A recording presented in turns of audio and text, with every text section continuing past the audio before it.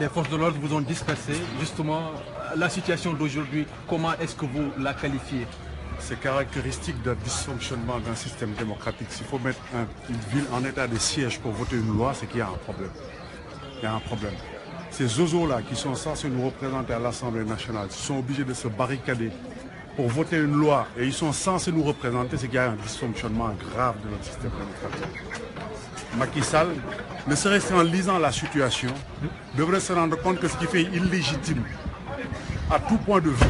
Quand il dit que la démocratie c'est la loi, c'est la loi de la majorité, c'est qu'il n'a rien compris. Il devrait faire preuve de beaucoup plus de pudeur. Parce que dans ce pays, Macky Sall est numériquement minoritaire. Il faut que les Sénégalais le sachent.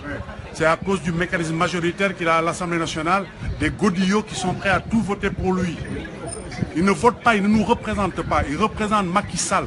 Aujourd'hui, il représente le candidat Macky Sall. Même pas, je ne parle même pas du président de la République. Parce que ce qui se passe est le fait d'un candidat et il faut que les Sénégalais le sachent. Donc ça, c'est inadmissible.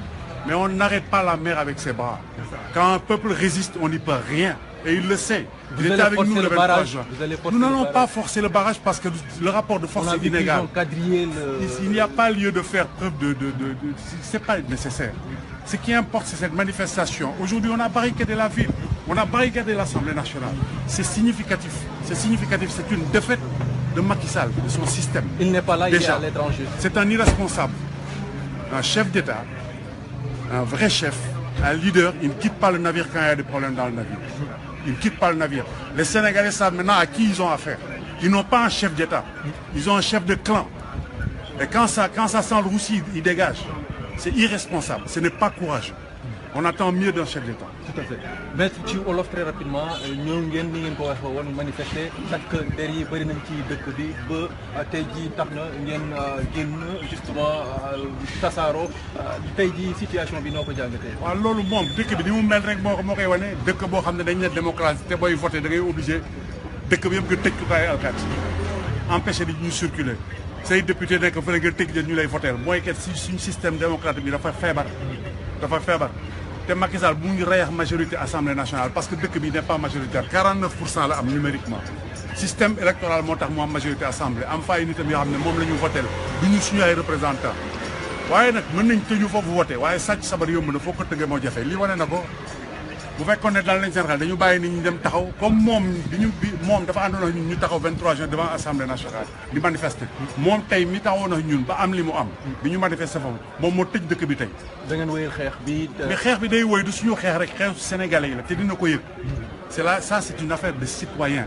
Macky Sall le sénégalais xam dafa bëgg hold up suñu élection ragal na dem deuxième tour parce que bu demee deuxième tey daanu.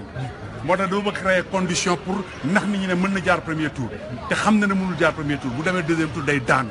loolu lay liggéey fi mu nekk. waaye jalgat waaye kooku xam nga nag borom kër sa kër di tàkk nga bàyyi kër ga dem kooku njaboot gi lu muy wax ñun amuñu kilifa Sénégal amul kilifa lii wane na ko tey kilifa bu mat kilifa sa dëkk bu fa dara amee da ngay toog assumer ko waaye moom dafa daw kon ñun amuñu kilifa te loolu du ñàmbaar moom mi wax tout le temps affaire yu bëri ak ñàmbaar wanewul ñàmbaar ci mbir mi. da ngeen yegg assemblée.